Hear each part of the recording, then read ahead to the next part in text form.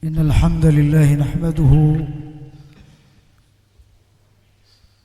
ونستعينه ونستغفره ونعوذ بالله من شرور أنفسنا ومن سيئات أعمالنا إنه من يهديه الله فلا مضل له ومن يضلله فلن تجد له وليا مرشدا.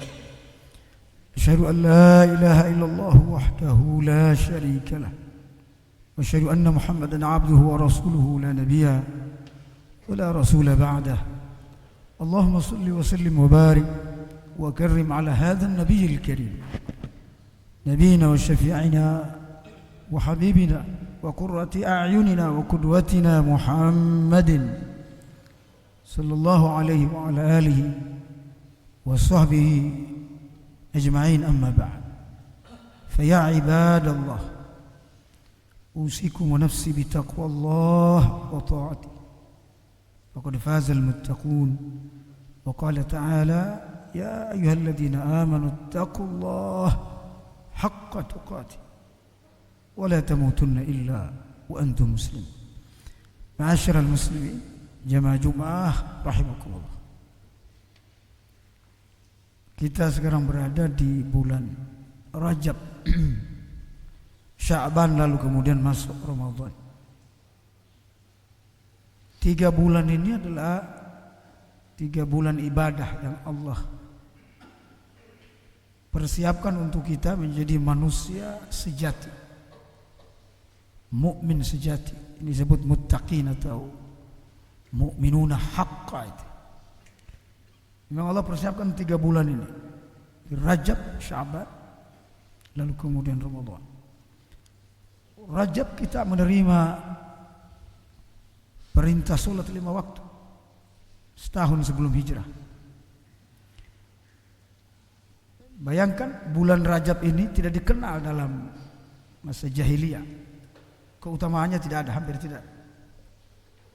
Tapi kemudian Allah muliakan Rajab ini dengan Isra Mi'raj, dan Allah muliakan kemudian bulan Rajab ini dengan diterimanya sholat 5 waktu oleh Rasulullah SAW, yang wajib dilakukan oleh umat ini hingga hari kiamat.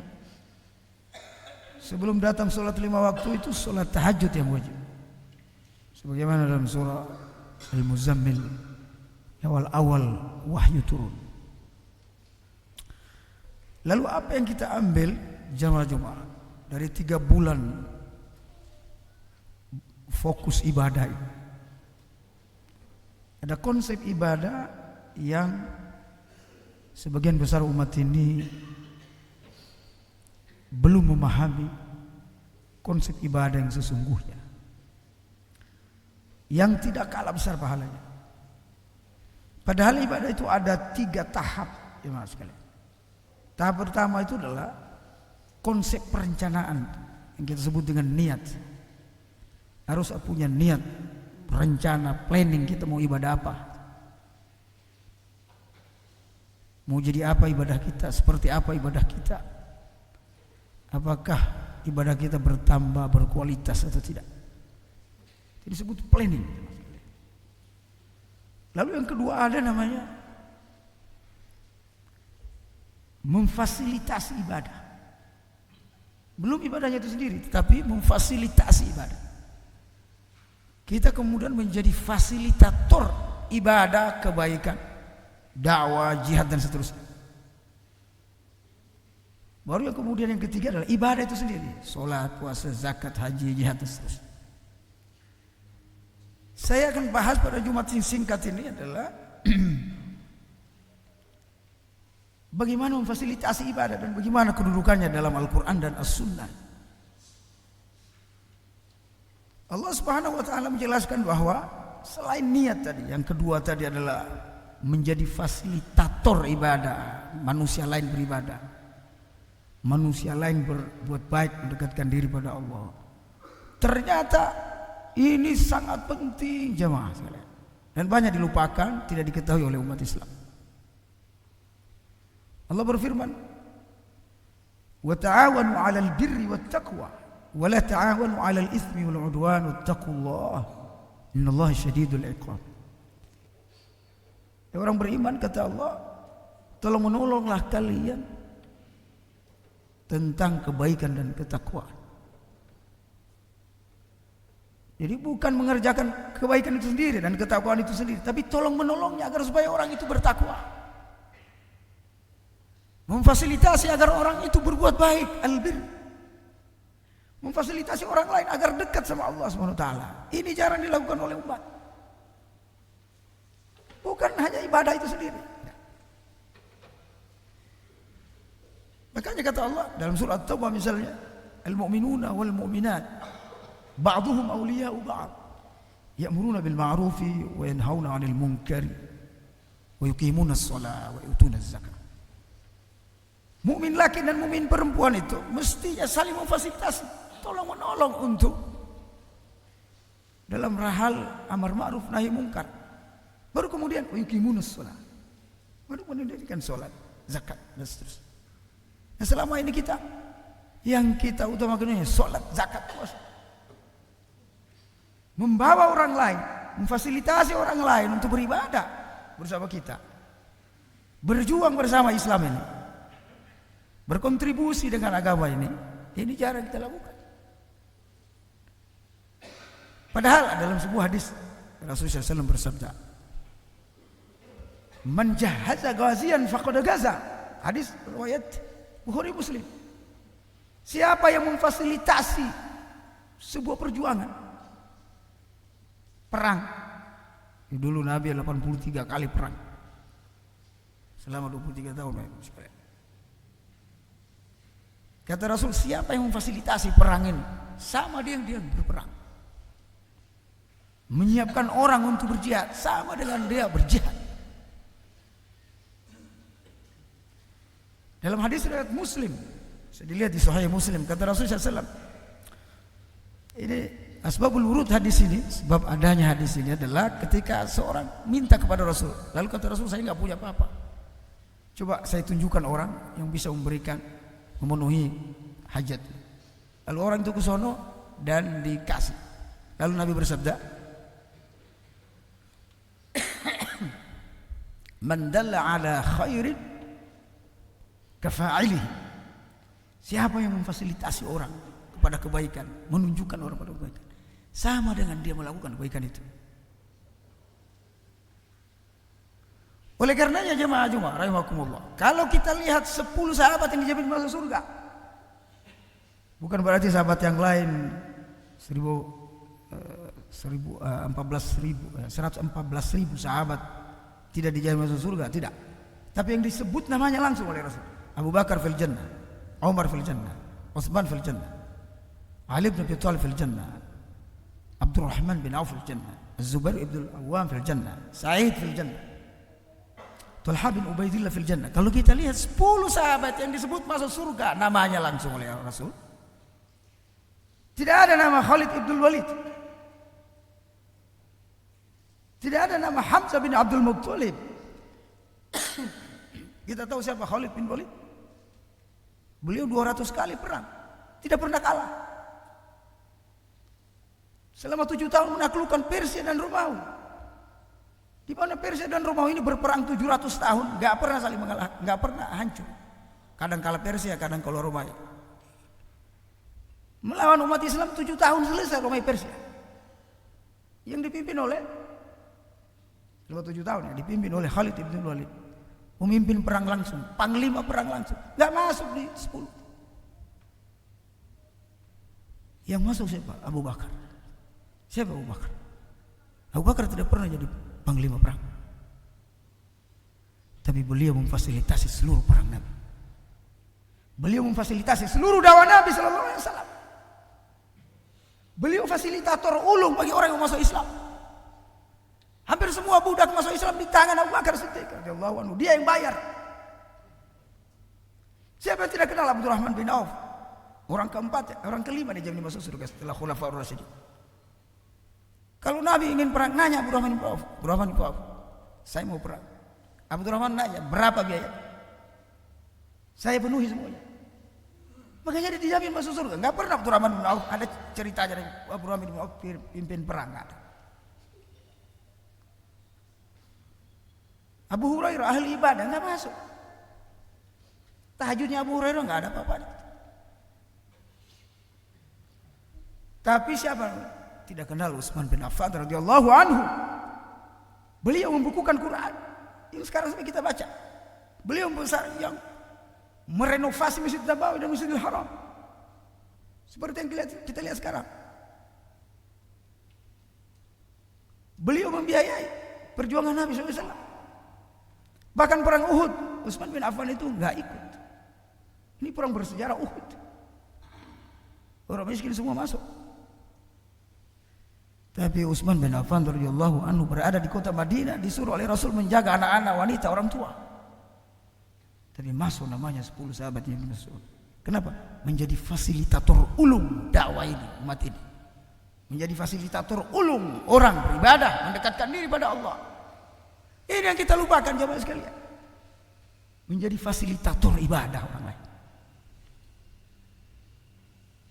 Yang ketiga jemaah sekalian, selain dia dijamin masuk surga nih orang fasilitator ibadah, kebaikan dan seterusnya. Kalau kita sholat ini Bapak Ibu sekalian, meninggal, selesai sholat kita. Bapak Ibu zakat, selesai zakat. Haji selesai, nggak bisa haji lagi, udah meninggal dulu ya. Tapi orang yang membangun masjid, memfasilitasi orang untuk sholat jamaah, selama masjidnya itu ada, ribuan tahun, 1 juta tahun akan datang, selama masjid itu dipakai, pahalanya terus mengalir kepada. Itulah hebatnya fasilitator ibadah. Makanya para sahabat itu selain ibadah, dia perjuangkan agar supaya dia menjadi fasilitator orang beribadah. Ada seorang sahabat wanita, nenek janda datang kepada Rasulullah. Ya Rasulullah, saya ini udah nggak bisa ngapa-ngapain, nggak bisa perang, nggak bisa ya mengobati orang sakit dan seterusnya. Saya orang tua, tinggal di tenda saya sendiri. Tapi saya ingin menjadi fasilitator agama ini. Nah, mungkin saya diam. Boleh nggak saya menjadi marbot masjidmu ya Rasulullah, tukang sapu masjid. Sehingga orang yang sholat itu bersih masjid. Karena masjid dulu bukan kayak gini Bapak sekalian ya. Lantainya itu pasir, atapnya itu daun-daun gurun. Lalu kata Rasul, silakan wahai ibu. Lalu kemudian Nabi ketika sholat sebulan 2 bulan bersih itu masjid. Masya Allah. Siapa yang sapu? Marbot wanita itu, nenek itu. Pada bulan berikutnya, kenapa masjid ini nggak ada yang sapu? Kemana ibu yang selalu menyapu masjid ini? Kata para sahabat, sudah meninggal kemarin sore ya Rasulullah. Rasulullah SAW agak marah begitu. Kenapa kalian tidak informasikan ke saya kalau beliau meninggal? Coba tunjukkan kuburnya di mana. Kalian kuburkan di mana beliau? Di sana ya Rasulullah. Bakti di sana. Rasulullah SAW datang ke kuburan ibu-ibu itu. Di sana Rasulullah SAW dengan serius mendoakan nenek-nenek, Allahumma ighfir laha, ya Allah ampuni segala dosa, masukkan dia ke dalam surga ya Allah. Kontribusi dan fasilitas yang dia berikan apa aja mas? Hanya nyapu masjid. Bagaimana kalau dia bangun masjid? Bagaimana kalau dia mewakafkan karpet? Bagaimana kalau dia mewakafkan Quran? Dalam hadis Nabi SAW, siapa yang bisa memberikan fasilitasi 1 lampu minyak di 1 masjid untuk orang bisa sholat, maka Allah akan menerangi kuburnya dan membangunkan di akhirat istana di surga. 1 lampu minyak aja sekali. Kenapa? Memfasilitasi. Kata Rasulullah SAW, "Iza mata ibnu Adam," apabila mati anak Adam, inqata amalu, semua amalnya terputus. Sholatnya terputus, zakatnya, puasanya. Orang mati bisa ibadah lagi? Tidak bisa.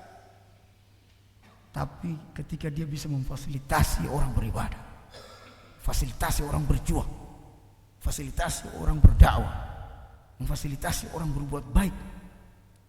Kata Rasul, 3 hal dia tetap nikmati investasinya di dunia. Yang pertama, amalun solehin, amalun sadaqatun jariyah, sedekah jariyahnya yang dia lakukan. Sekolahin anak yatim, sekolahin anak nggak mampu, jadi ustadz, jadi kiai, jadi hafiz sekolah. Selama itu anak baca Quran, dia dapat terus pahala. Subhanallah. Au sadaqatun jariyah au amalun solehin. Sedekatun jariyah awaladun solehan yad'ulahu, anak kita fasilitasi anak kita bisa sekolah ya, atau kita beasiswa anak mereka menjadi hebat, menjadi pemimpin, kita dapat terus pahalanya. Itu investasi yang luar biasa. Yang kita kenal sekarang itu kan investasi dunia, Bapak sekalian. Berapa saham saya, berapa saya, pernah kita mikirin saham kita di akhirat dalam barzakh? Baru kemudian kata Allah, kata Rasul, aw ilmun yuntafa'u bih. Orang-orang penceramah itu ngajarin Quran, ngajarin hadis, ngajarin ilmu agama, orang bisa sholat. Itulah investasi yang luar biasa, mengalir terus sampai dunia ini selesai. Barakallahu li wa lakum fil Qur'anil azim wa nafa'ani wa iyyakum ma fihi minal ayati wadh-dhikril hakim. Taqabbalallahu minni wa minkum tilawatahu innahu huwal ghafurur rahim.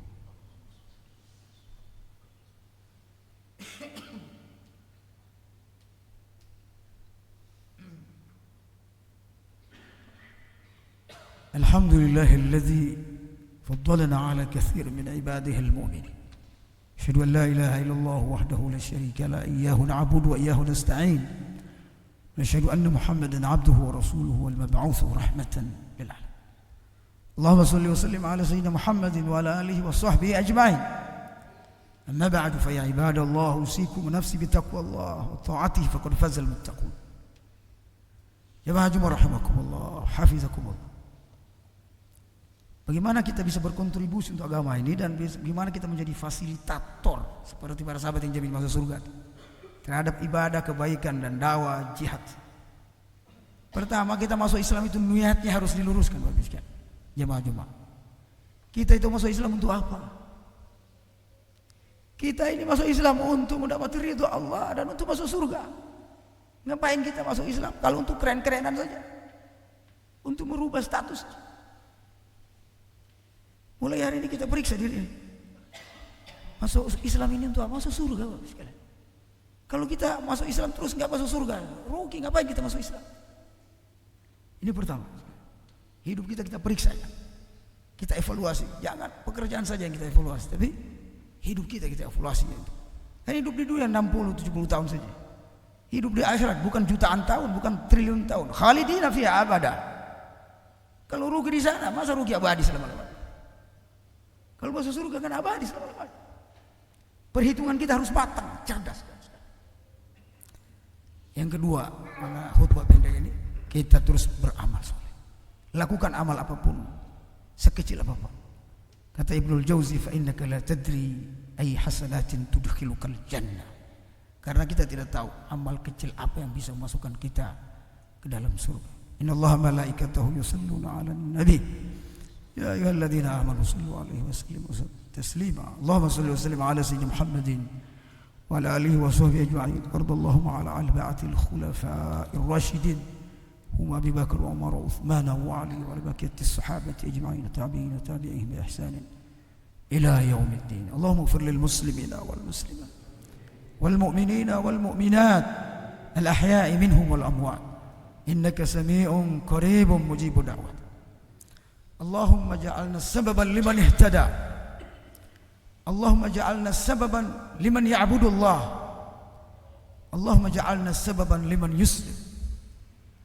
اللهم اجعلنا سببا يدعو إلى سبيلك يا رب العالمين. اللهم ربنا لا تزغ قلوبنا بعد إذ هديتنا وهب لنا من لدنك رحمة إنك أنت الوهاب.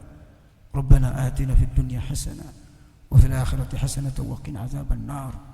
والحمد لله رب العالمين.